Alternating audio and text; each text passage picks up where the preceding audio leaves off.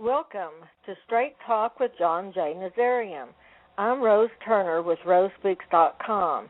John's guest tonight is Fifi Larue, the Gothic clown of rock and roll, and his recent toy collection for needy children in L.A. got him a write-up on the KISS official website. We also have image consultant and TV personality Daniel DiCriscio. And for just a little while, it's me and Daniel in the studio waiting for everyone to catch up.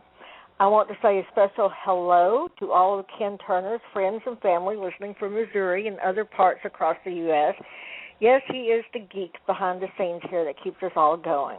So, Daniel, I'm going to ask you first thing tonight, what do you think all these celebrities like Cher and the other ones feel about Dr. Klein, famous Dr. Arnold Klein, putting all of their information and the fact that they got Botox from him on his Facebook page where he's outing all these celebrities now? How do you think they feel about that?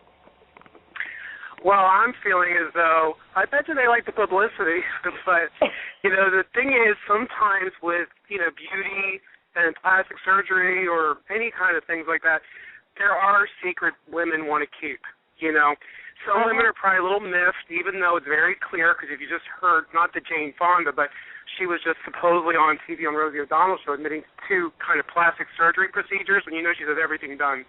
But back to Dr. Klein, I would assume, it's not a big old news flash. I mean, the people, of course they've had Botox from him. That's no news flash to me. But I'm sure that they're not happy, some of them, because, they keep their mystique.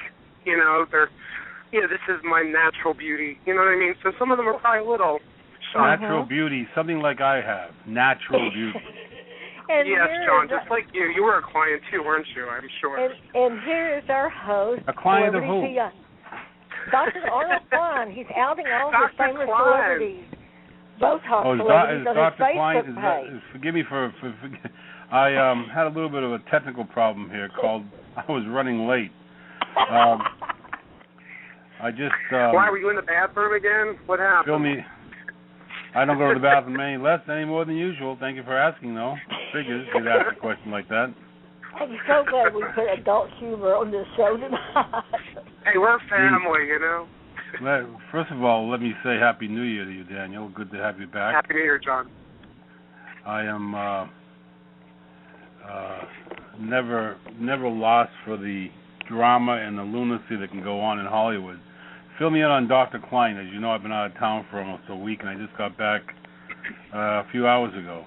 Well, John, it's been delightful. He has went up on his own Facebook page, of which he's blasting all over via Google alerts now, and now has beautiful pictures of Cher and lots of other celebrities that have been his high-profile clients that he has now outed to the world as part of that he's going to sell off the pictures and Princess Leia's wig from Star Wars and all that kind of stuff. I saw that. I didn't realize. And his Facebook page is wide open for anyone to follow. So I was asking Daniel, isn't it kind of like, is it a wig or normal hair or is it really blonde? Don't celebrities in Hollywood not appreciate that their Botox is all over the Facebook now?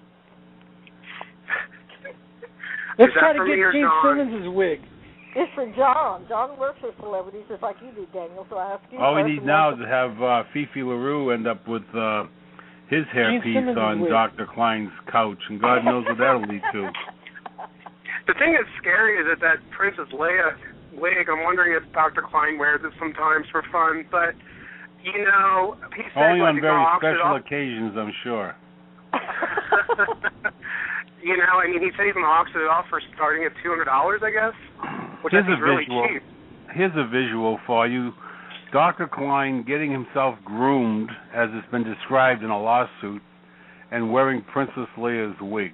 Boy, I tell you what, that could set Star Wars back on its ear.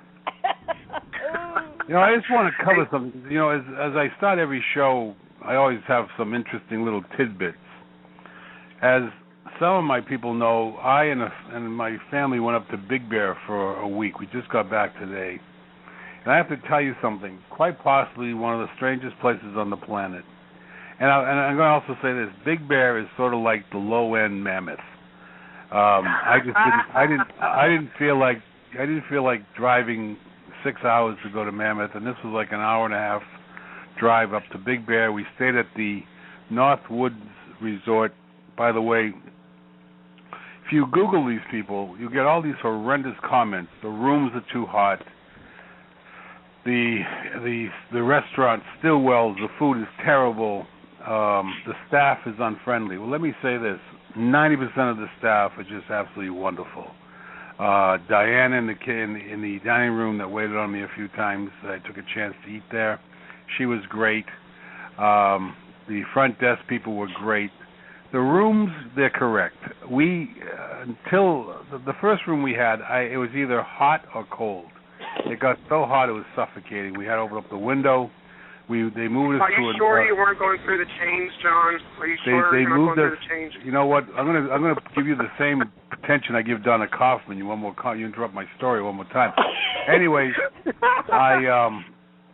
we got moved to a different room, and that room had no heat. But thank God it was in the 60s for the most of the part.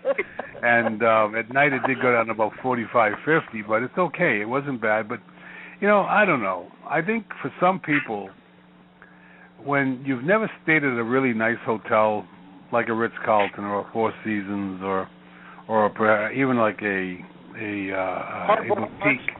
boutique establishment, you stay at these places. The only thing I can compare it to, for those who, just to give you an idea, the Northwoods Resort is almost to Big Bear what Circus is to Las Vegas. Oh. It brings in the masses. You've got the van crowd out there. You've got the ones that kind of roll in unexpectedly. That's the clientele, I think. Their restaurant is quite possibly not. It's not so. I mean, it's hit or miss. You'll either get a decent sandwich or you'll get a decent breakfast. I decided to play it safe because I was just going to go have. I was having oatmeal with sourdough toast and some coffee, and that worked out pretty well. My son Chris ordered steak and eggs, and the steak was pretty much a disaster. The first night there, we ordered nachos.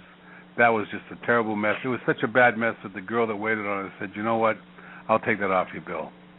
But nonetheless, and if you ever go to Big Bear, let me tell you something. It's going to be up on our site pretty soon. There's a restaurant there called Paoli's, Paolis, Italian Kitchen.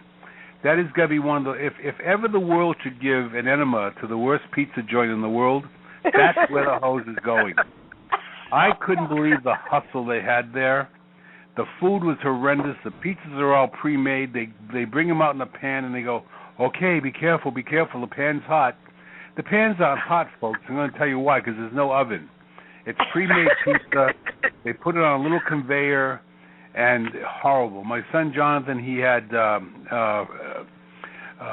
fettuccine Alfredo. It looked like soup.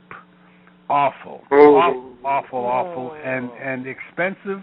It was almost like eating at Wolfgang's in Beverly Hills, except we were eating at Big Bear at Stillwell's. No, excuse me, not Stillwell's. See, I got both of these restaurants confused in my head because the food is equally bad. But Paoli's Italian Kitchen, that is the typical tourist trap that you hear about, you'd expect to find in Mexico or some other faraway dump. This one's alive and well in Big Bear. I also thought that if there was ever a federal agency in charge of the registration and control of pizza, they would close them down. Awful. However, here's the upside. We went to a restaurant last night called Maggio's.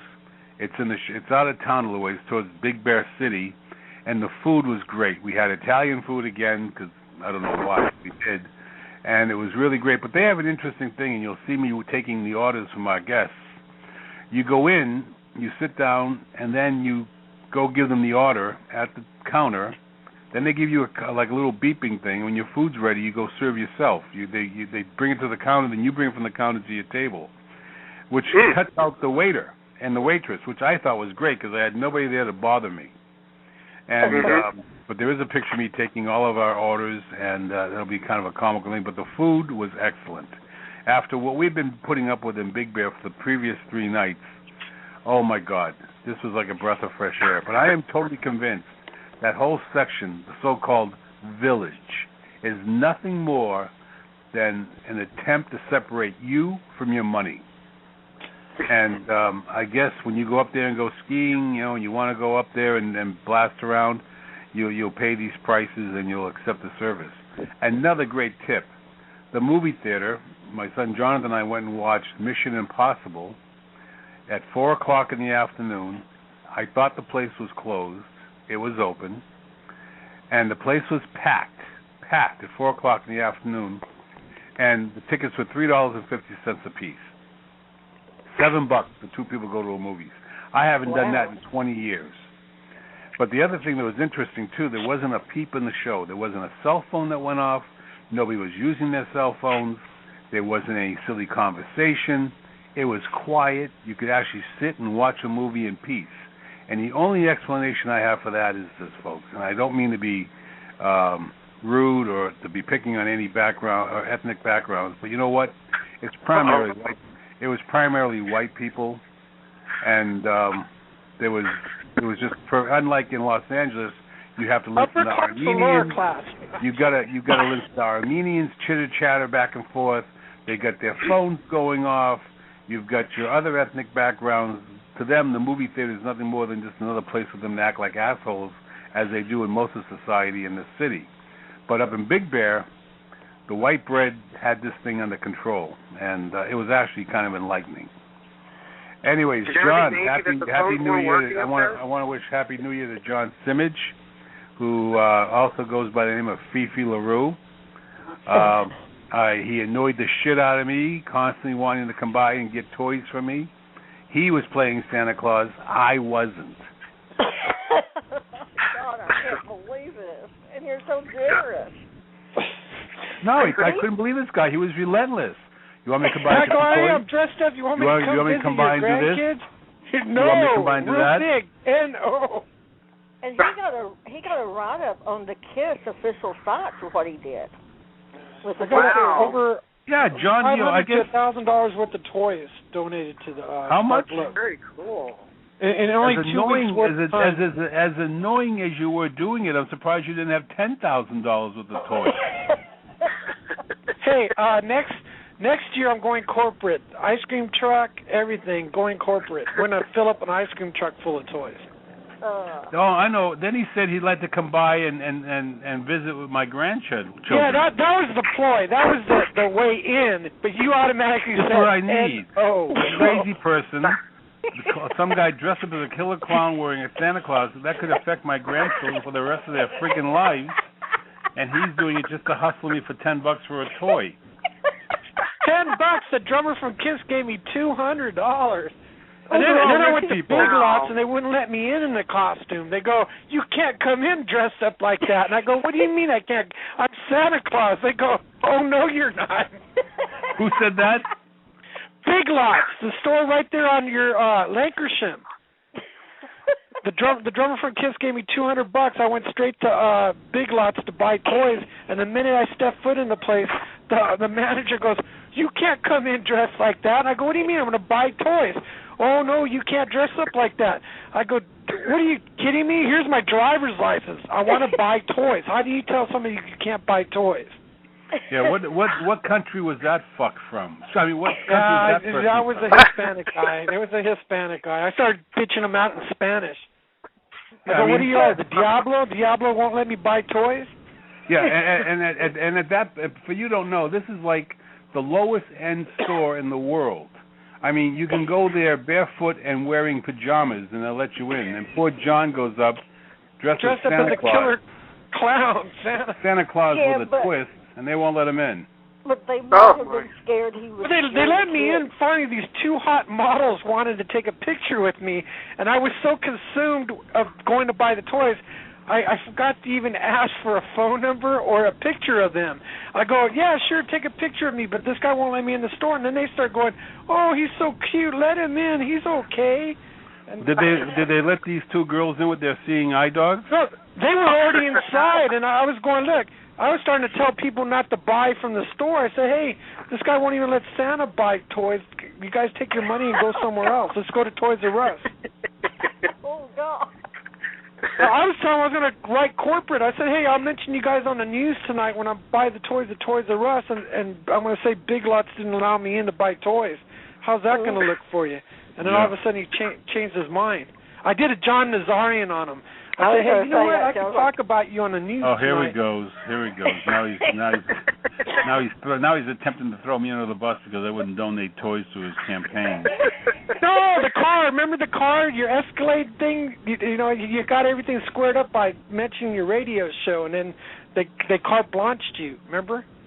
Well, they've carte blanched me a lot because I bought a few cars from them, and but nonetheless, I'm not sure I pulled a Nazarian is quite the term I was looking forward to. I mean, that was really generous of you, John, but the bottom line is you did it to do nothing more than to promote yourself. I did. I exactly did that. How but then I feel good about it because next year I'm going to be doing corporate, and I got to meet a lot of the firemen. Were really nice to me. They I can see you doing when Disney. I saw half Go my by van Disney. full of toys, they all were. Even Guard Kemp said, "Hey, I want you back here next year." And I go, "Okay, next year it'll be full." And then the ice cream, my friend from Archie's ice cream truck business, he said, "You know what? We'll fill up an ice cream truck. We'll bring free ice cream for all the families that come donate, and next year's going to be better." So my first year I did it 2 weeks, half a van. Next year a full ice cream truck. I'll start on Black Friday, the day after Thanksgiving. Yeah, kind of nice. Black Friday and you doing the Christmas thing. That's cool, yeah. Kind of goes together. You know what's funny is that Big Elf doesn't realize that he's going to be replaced by the big clown, you. You should have saw him when you saw me. You go, what the fuck is that? I mean, I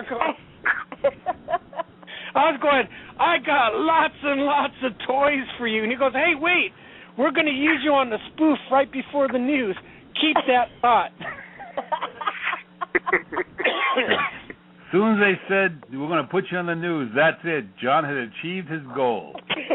Yeah, but he said we can't call you Killer. So then he goes, we'll call you a Kiss Clown. And then they said, Kiss Santa.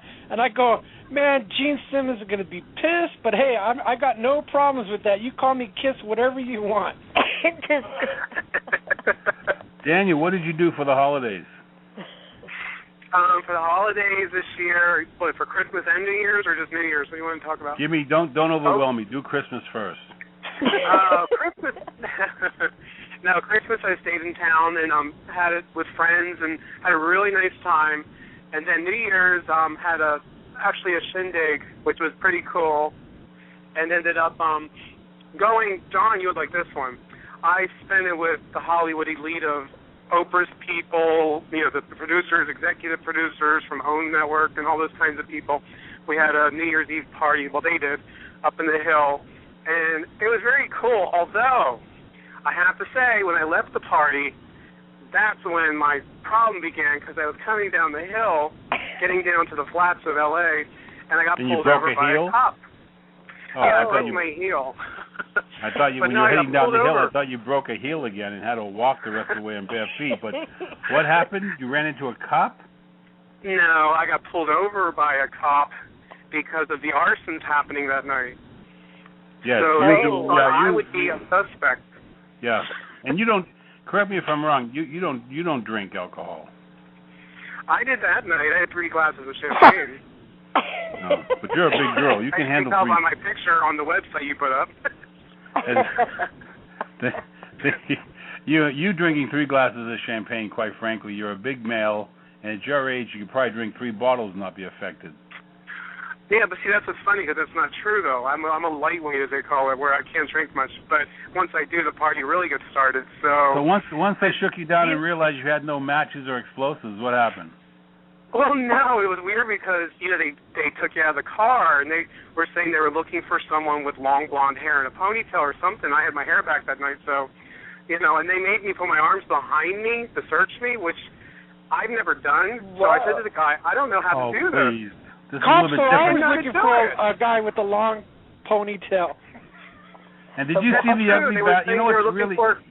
You know what's the worst thing about that story, Daniel, really? I'm being very honest with you. Did you see the ugly little bastard that they ended up arresting? Oh, yeah. And they thought it was you? They thought it was, the sad thing is, they did that thing behind my back, which I was never had done to me, where you're supposed to put your palms back together. Never did that, so that was a test.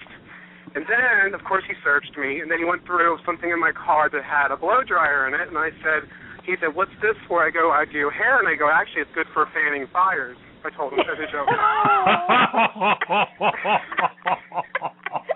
And at that point, they come you and pick you in. That's funny. But that's a little bit like yelling fire in a movie theater or talking about having a bomb on an airliner. They probably didn't think that was very freaking humorous, but that is a funny comment. It was true. So then, of course, they pulled another guy over, and he was standing next to me, and he looked like Kato Kalin from the O.J. Simpson trial back then.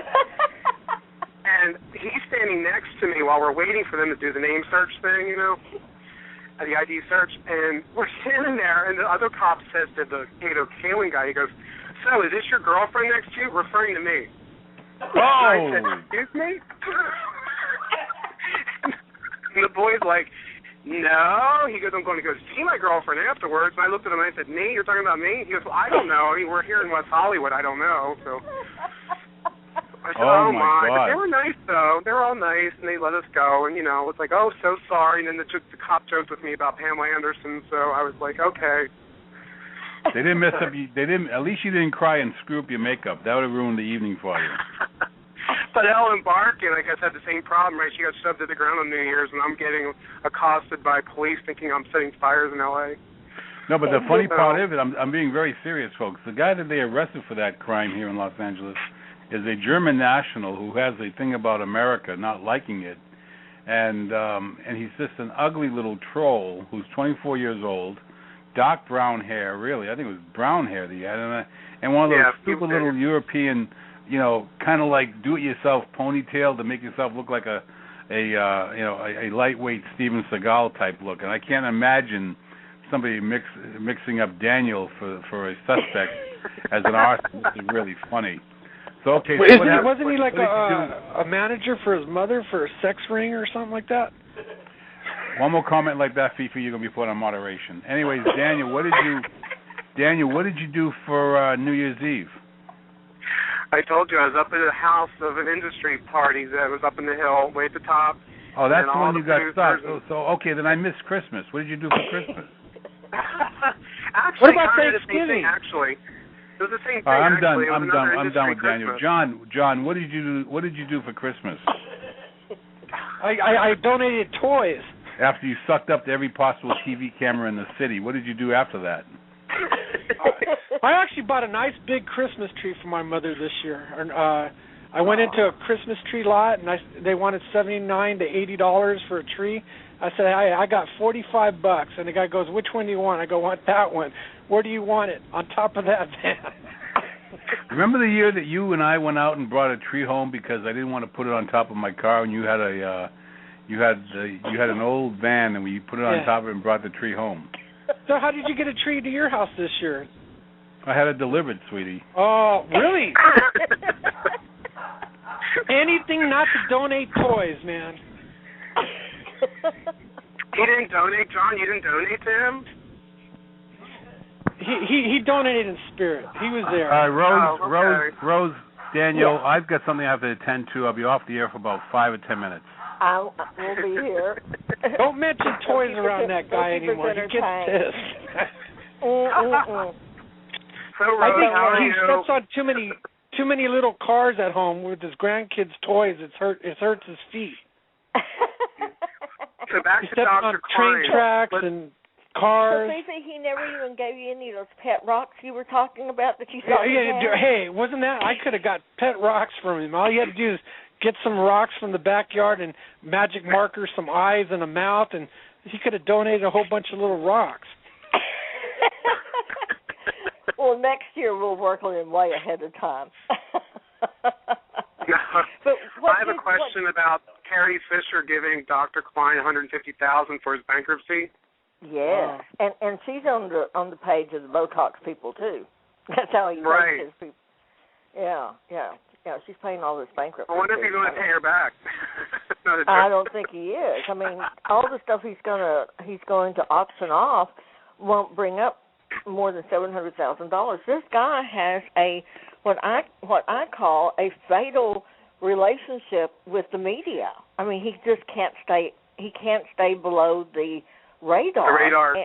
No. Yeah, and so the you know more what's he bad, does, though, is like if you really like know about him, he's done such some major achievements and accolades for him, like major steps, and it's funny that it's like all this chaos, Yeah, he was making $25,000 a month, and with Elizabeth Taylor, he's Cher. I mean, the who's who of Hollywood. People flown in from all over the world to see him, and now he can't even make $500 a day. All three of his mansions are in foreclosure. He himself, the trustee, is not making him auction this stuff off because it's not enough to pay off anybody. He just decided to do it, and it's like he can't stay below the media radar. Now they're checking out his medical license. Did he pump people full of stuff? And then there's the poor guy that had to counterfile the lawsuit about what he had to do for Dr. Klein, and that should not be in anybody's job description. Right. But I mean, after finding that he's the guy basically who started the invisible injection kind of thing for all these Restylans and Botoxes and collagens, so you really can't see it in your face. It's amazing this is the outcome of it all. You know what I mean? Yeah. Kind of like to bring him down. I mean, he did do something major in the world with his, dermatology, cosmetic kind of stuff.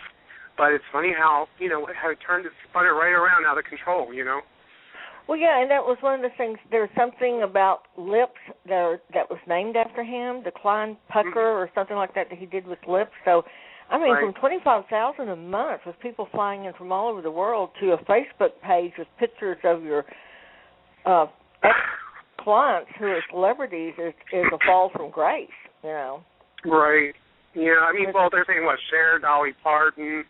Dolly Parton's up Dennis there. Dickinson, I think, and, which they're not all, like, shockers. You wouldn't be shocked if you heard they had plastic surgery, but it's just amazing the people that he did. I mean, it was like everyone. It was the who's who of, big famous people. I mean, royalty from Saudi Arabia flew in. It's just amazing that he was bringing in the money he was. And they said that his first mistake was he tried to start living like his clients, that... Oh, that's a downfall. Yep, big-time downfall. Yeah, and that's when he bought the three, mansions that were all multi-million-dollar mansions and art pieces. And so it was once he deviated and started to step into their world permanently that he began to, outlive what he was bringing in.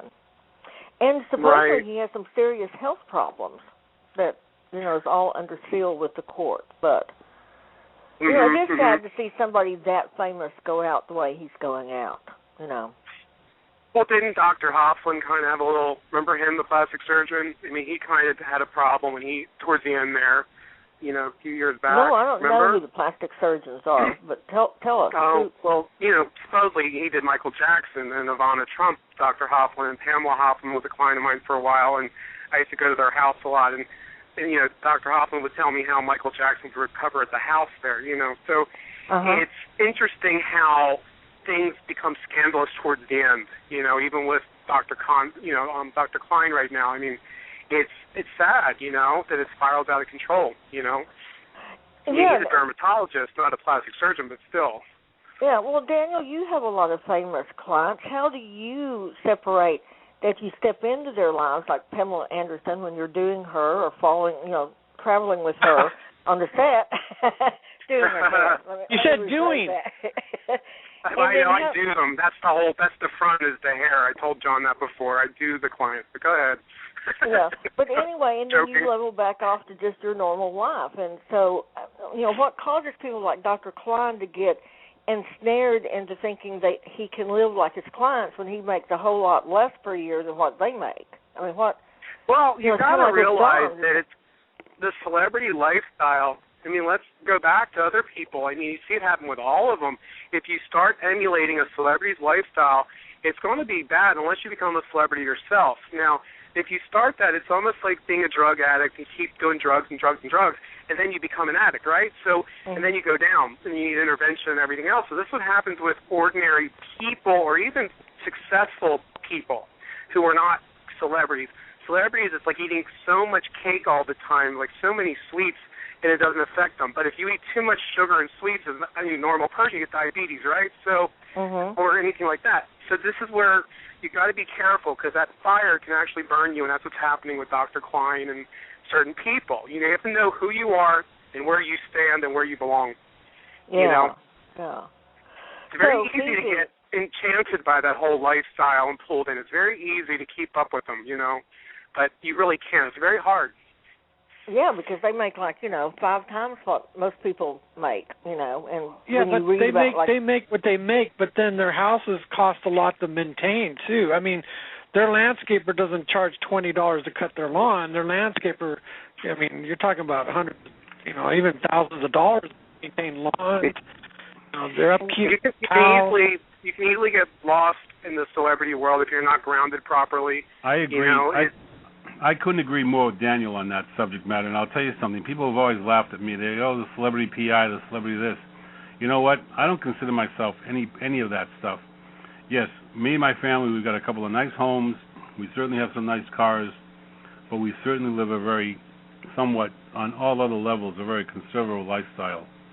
And as John said, and I remember when Bernard Lafferty took over the estate for Doris Duke, the house he was living in generated almost $3,000 a month in utilities, water and electricity, to keep the estate lit up and watered. And who the hell wants to put up with that? And Daniel also hit on the head too, is that you start to believe this stuff, and Daniel has seen it, and I've seen it, where sometimes the fans or the employees, you get these people who try to become employees, but in reality they're nothing more than overzealous fans. That's true. And they just begin to try to think that they too are celebrities.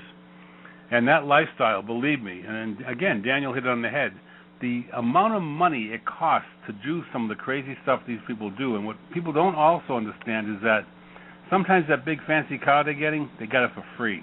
Sometimes those very fancy clothes they're wearing, it's all on loan. And the lifestyle itself can be a total shill. And Fifi was talking about the lawn care that some of the real famous celebrities pay thousands in lawn care, not $20 an hour. Well, I agree. In a normal house, somebody pays the landscaper to pay $20 to cut the front lawn, $20 to cut the back. Over there, these people got acres, man. The guy drives around a lawnmower. Sometimes it's like $1,000 to maintain a house for a month. To be honest about something, even with doing hair for me, the most expensive haircut I've ever done was $1,500. I know you're gonna be like, what the fuck? But that's the truth, and that comes with celebrity. You cannot have average people paying that. Even I refuse. I don't know if you remember, Daniel, but I refuse to pay that bill based on the amount of hair you cut. So. I thought that was outrageous then, and I still think it was outrageous. But go ahead, finish your story. I'm sorry. Hey, but Lady Gaga deserves to get it, man. If anybody can get $1,500 to do her hair or more, go get it, man. Because it's like really talking about a mutual friend of ours, Daniel. What does Jose get for a haircut? Oh God, 2 scratchers maybe. No, just kidding. I think it was back then it was $300. I think he upped it now to $400. $400 for a haircut from the little man with a hat. Yeah, who takes 2 hours to cut your hair, because I've experienced watching it. So. And that include his celebrities like Elizabeth Taylor? He only charged her that too, or did he? No, I don't think for celebrities like that he ever charged them a nickel. See, that's the thing I don't understand. I've never done it for free. Okay, so I don't understand why you would. I guess, I don't know, because they're the people with the money, correct? But why would you do it for free? Why wouldn't it be smart to charge everybody? I don't understand. We've had numerous cases over the last 20 years where celebrities or their representatives thought that we should be involved in their problem for either an incredible discounted rate or for nothing. And I turn my back on them. I'm not interested. I don't care. I don't care who you are. I really don't. We need to be paid. However, I can see where in some businesses, I think in some businesses, be able to use that name as much as Jose did, to go to every single Sunday to be at Elizabeth's house, have her, and even when she didn't even know he was there, probably he was there. And that has some access. And I'll tell you something else. And I'm not going to say anything. I have nothing to say but nice things about Jose. And I think Miss Taylor was really a wonderful, wonderful human being, besides being one of the biggest stars in the world. But she gave out some incredible, absolutely incredible gifts to those that were close to her. And I was there for a few. I shouldn't say I was there. I was privileged to see some of the gifts that she gave Jose Bear over the years. And I can tell you what, some of those watches were worth tens of thousands of dollars. So, there's benefits. Well, these celebrities that y'all work for, is part of the fee that you can charge them more is because they expect confidentiality about their personal lives when they deal with you, Daniel, and you, John, and you, Fifi? I'll let Daniel answer that. You're paying for the background of me. I mean, I've never had to sign a confidentiality with anyone because they know better. But I'm not going to play that game. A lot of people, it's trust. A lot of they let you in close, and it's a business. There's business to it. It's not just you're trying to rip somebody off. That's not what it's about at all. Yeah, day rates way more than a haircut. It's not. The haircut was one thing. Day rates for anything else and other kinds of things, hiring me for whatever, it's totally different. But what would you charge, Daniel, to trim and shave and freshen up somebody's genital area? Dr. Klein, here we go. Hey, I've had clients ask me. I'm serious. I've had a couple of women that are famous drop their drawers and ask me about that kind of stuff, and I'm serious. So, but I draw the line sometimes. Sorry, I draw the line. Some of those old gals you need a sickle to cut through that. No, I had to do a consultation on someone's pubic area because they're not blonde down there. So they just dropped it down and said, "What do you think?" And I just said, "Well, let me look." Oh. It's true. Yeah. Oh my God, that must have been that. In the case of Nazarian and Associates, we get called in usually by the management people and/or the lawyers on some of these cases.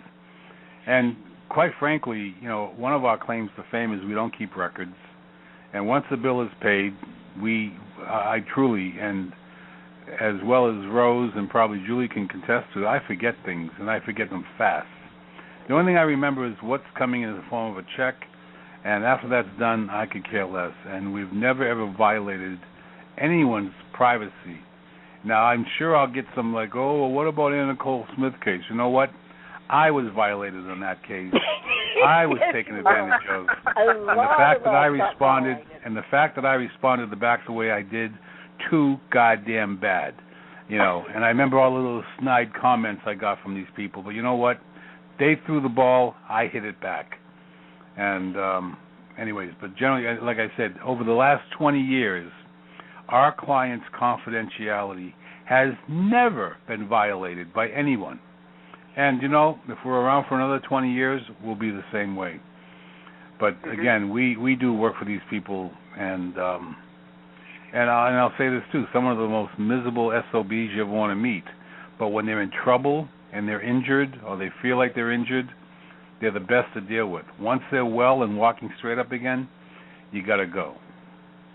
Yeah. And so you do the same thing Daniel does. You can step into their world to do what you need to do while they're paying you, but yet you're grounded and don't expect to be like Dr. Klein. Well, I covered that in my closing statement for the year 2011, that I enjoy visiting their world, and but I also enjoy coming back to what I call reality, and my reality is much different than most of these people's reality, and that's just the way I like it. And you may be saner, too. And I'll tell you something, and I'm going to say this with total sincerity.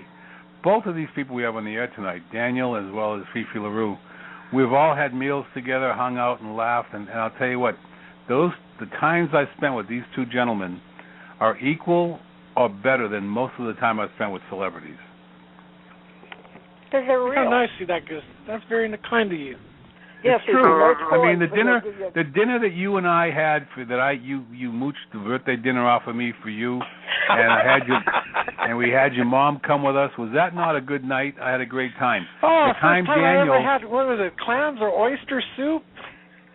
Shut up. And What was that? That was great soup, by the way, but yeah, that was great. Thank you so much. That you're was welcome. Very kind So back, anyways. Good, Fifi. Go back to being quiet. Now, with Daniel, when he and I went over to Cantor's and had a sandwich, we had the cookie. We really had a good time, and we had a great time. that is to me the best because, it's like I said, and there's nothing better than good food, but there's nothing better than good company. And like I said, these two gentlemen, and in the case of Fifi, we had his mom with us. It was great. We had a good time, and it was a nice evening, but. Most of these people are people that, quite frankly, they got their public personas, they're personalized, they're in shambles most of the time. What you see is not what you get.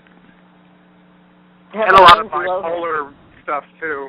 A lot of bipolar personality changes. Well, as long as you take your medication, you don't have that problem, do you anymore? And so but with it's some true. celebrities, Knowing the celebrity, like these people that 24 hours a day in the media, if you know them, it's different. That's not the person you're going to know. No, that's not it at all. But see, it's like, you sit there and put your blue in the face and talk about it, and people won't believe it. So, they believe they're this wonderful person all the time, It's like Lady Gaga's assistant is supposedly suing her or made charges that she was forced to sleep with her after the concerts or something. I'm not sure. And if I'm speaking out of school, I stand corrected. But there was some issue that her assistant was required to shower with her or go get her a towel and then at times take naps with her. Well, I don't know. I can see Fifi Larue taking a nap with Lady Gaga. I could definitely see Daniel taking a nap with her. Hey, listen, you know what? I was once approached by Madonna's personal assistant to do some painting for her house, not Madonna's, but the assistant's house. She goes, you know what? If you paint my house for free, I'll get you good jobs with celebrities. And I said, wait a minute, I don't even know who you are. You were referred to me. And she goes, well, I'm Madonna's personal assistant. And I go, well, I'm not even a Madonna fan, so it still doesn't matter to me. If she said she was Alice Cooper's personal assistant, you would have probably carpeted the house too, along with painting it. That's what happened with Eric Singer. Once I met Eric Singer, I told him I'd paint your house practically for free. And I went over his house, gave him an estimate, and he goes, hey, this isn't free. And I go, well, I said practically. Practically doesn't mean free. I gave him a deal, but I didn't do it for free. You know what I'm saying? No, I mean, use that word practically. You gave me a similar deal when you painted my house, and 6 months later, when it was finished, it was perfect. 2 years later, I was done. Yeah. It was when John paints the house, it's a little bit like the guys that paint the Golden Gate Bridge. By the time they finish, they have to go back across and stop painting it again. Murphy Brown, the TV show, the painter that wouldn't leave her, he always lived in the house upstairs in a room. And Murphy Brown, the TV show. Yes. Oh yeah, he died, right? That guy. Yeah, but that guy, I'm like that guy. I'll come. I'm like I'll never go away. Job security. Like a bad John, case can I of interject gout. something? What? Can I interject something? Yeah, go ahead. This is like I said, it's not an unusual circumstance. It's just that it happened to me. But this is the first Christmas I had to go through without my mother, because she passed away last February. And it was very hard on my family and me, but we all survived it. And it was kind of like a bringing it down thing right now. But I just wanted to say that I actually, I survived it, for me, because that was a big deal for me, and my family. But we all went through it well this year. So, and that's another reason why it's going to be a good New Year. The holiday season, for many of us who've lost loved ones and people that we care for a lot, it's like it's probably the worst of the worst of the worst. I think at some point, as you grow older, you begin to think of your own personal clock coming to an abrupt stop. And the holidays are probably the worst in the world for this. And I know from speaking to you back in that time how close you were to your mom, and how difficult it had to have been to be the first year and not have her present. It gets easier, Daniel. It takes time, but it does get easier. It really does. Well, it was just rough for everyone due to the fact that my mother's one who was the force of the family and carried it all through every year. Even when she was sick, she wanted the Christmas tree up and made sure it was up, So it was kind of hard. It was like there's something missing. But we all, I guess, grew from this, my family, and we made it through. That's all I could say. And that was a big thing for everybody on my end. Well, I can see why you had a nice New Year's stand up in the hills, kind of celebrating. Yeah, but then I got pulled over. But anyway. And then you got pulled over from the German guy. With my blow dryer. Fanning fires. What an insane situation that was with the individual that was caught by sheer.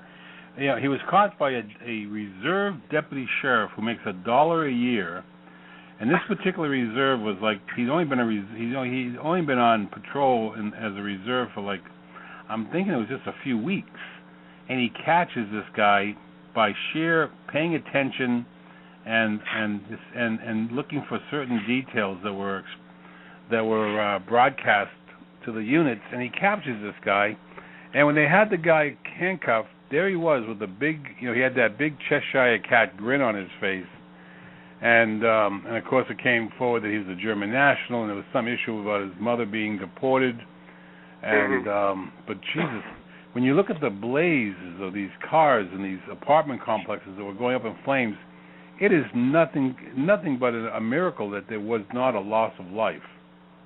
Well, what was shocking to those of us that don't live in the world of Hollywood is how many people y'all have per square mile out there in apartments and homes. I mean, that was staggering. Oh, of course, yeah.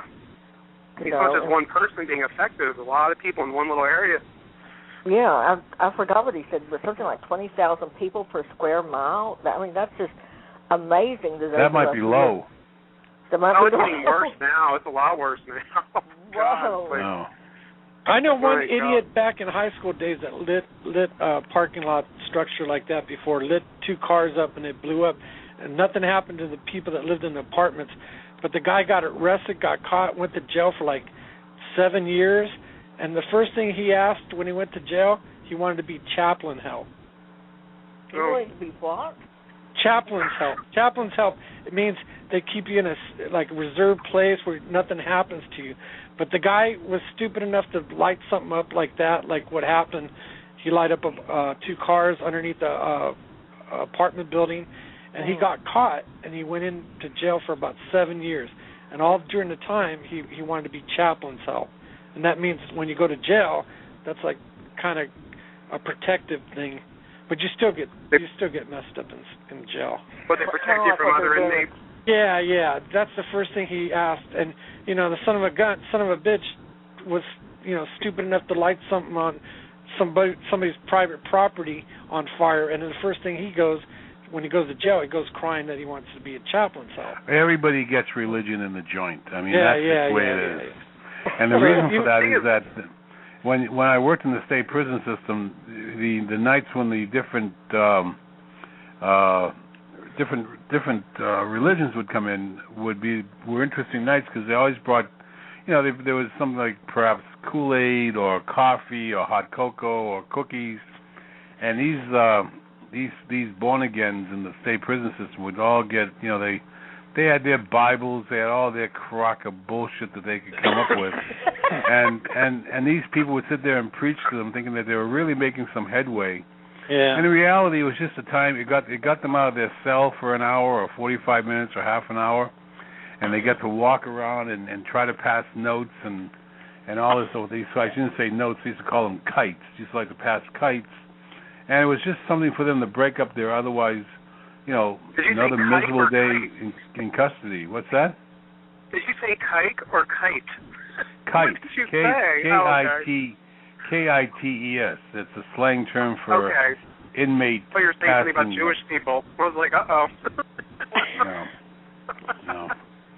I couldn't hear it. I'm serious. No, that's what they're trying to say about it's interesting too. They're trying to say that he's insane and he's got mental problems. I mean, obviously he wasn't have any problems going around lighting these fires. So how the hell is he? I mean, how is he a mental case when he can go light? I mean, you got to be able-bodied and know exactly what you're doing when you're doing all that kind of stuff. There's no psychology or any of that a lot shit. of You're lighting a building on fire.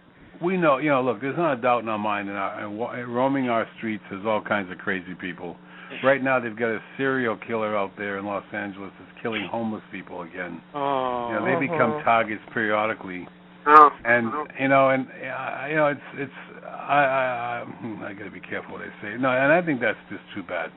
Let's leave it at but that. people know they're doing that stuff. There's no mental problem, and they know they're killing people. They know they're lighting things on fire. I mean, just it's when easy to get away with the mental, what's it called? The alibi of saying the mental illness and all. It's so easy to say that and get away with it. But you realize even if they caught, and they have a profile of this gentleman on a camera, but you realize even if they catch him slicing somebody's throat, they're going to have to spend hundreds of thousands of dollars in prosecuting him. I don't see why they just don't let the police do their job and pretty much dispatch them directly to hell on the street. But we live in a time where you can't do that. The cops have got to be friendly. They got to be nice to everybody. If you're a homeless person, they got to be careful they don't hurt you. It's just it'll be better after the revolution. John, I heard that way now. Rose, what did you say? I heard a statistic today that you would be interested in, and that is since the first of the year, there's been an officer killed on duty in the U.S. every single day. There's been 9 officers killed on duty in the USA while they were in uniform doing their job, and they had someone on CNN today talking about how tragic, how horrible it is for any police officer to get the call over their radio of officer down.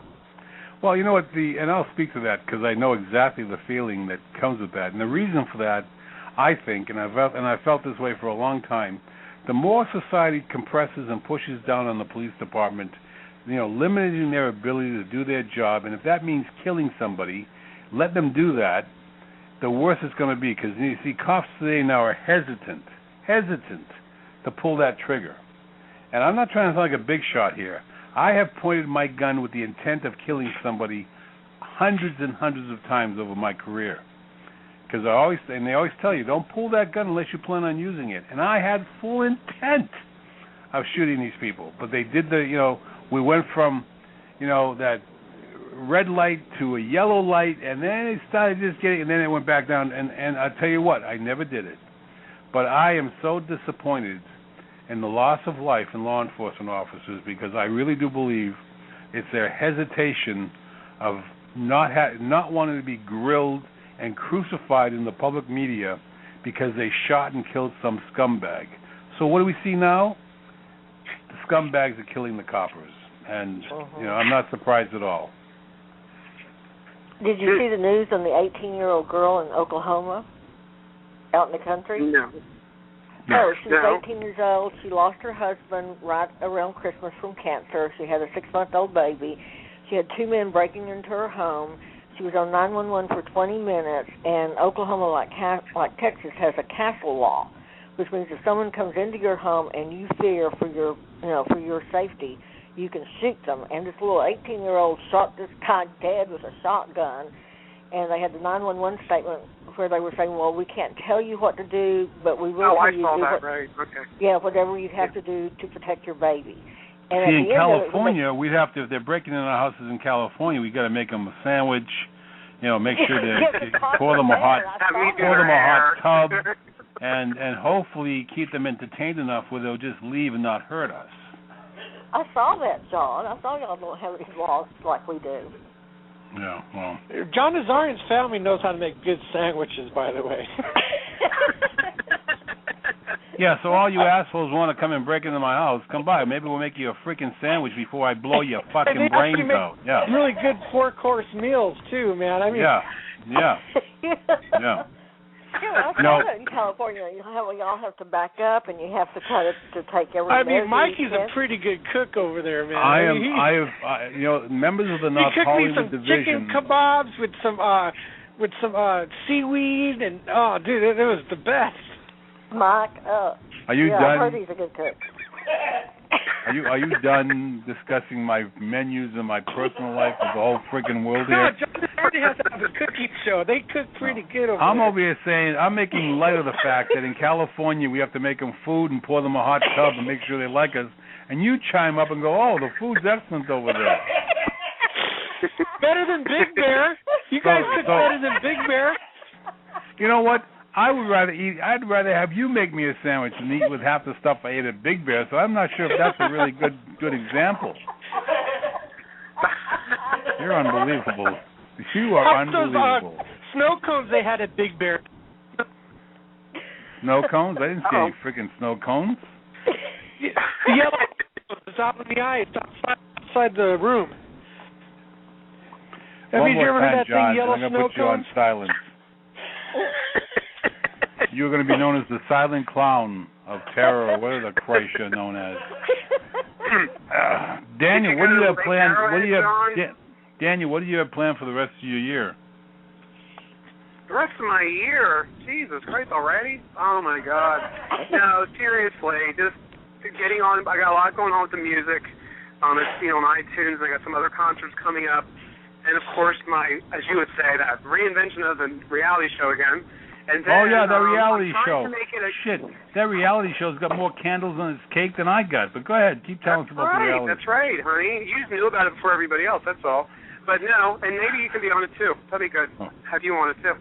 But no, and then I'm just trying to this is the year that you have to move forward. This is going to be 2012, and I want to go up and up and up. Even though I've been going up, I want to go up on a different way this time. I want to make sure because we're not getting any younger, even though I'm only 26, right? So, 26. Your shoes are 26. I'm going to come to my birthday. We're going to have another party, When is your next? When is your next birthday party? That's going to come out. It's going to be probably on January 26th. I'm in negotiations right now with this company that wants to do my party. So we're going to try and do it in the last week of January. So hopefully you can make it. Already? Oh my God! It seems like it was just yesterday. I know. I know. This year, Daniel. John, I know you always have something going on in the media for something. What do you got planned for this year? Do you really want to know? Yeah. Okay, today 2 producers came to my house. They're thinking about doing this reality show, right? Called Extreme Makeovers for Senior Citizens, right? And they're caregivers. So I said, hey, come on in. You should give them Daniel's name. Huh? You should give him Daniel's name. No, that's okay.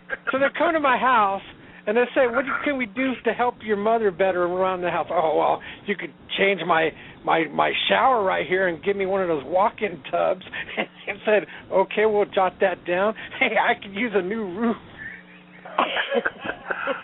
They should have called me first. Anyone coming over there with an open answer, with an open question like that to Fifi Larue, a.k.a. John Simmons. They saw my Corvette. They saw my Corvette, and they said, oh, is this, what's it take to run? I go, oh, I think the alternator's bad. Well, we could fix that. We could do it like a Pimp My Ride. I go, if you pimp this out, I'll kiss both of your guys' asses right now. Oh, God.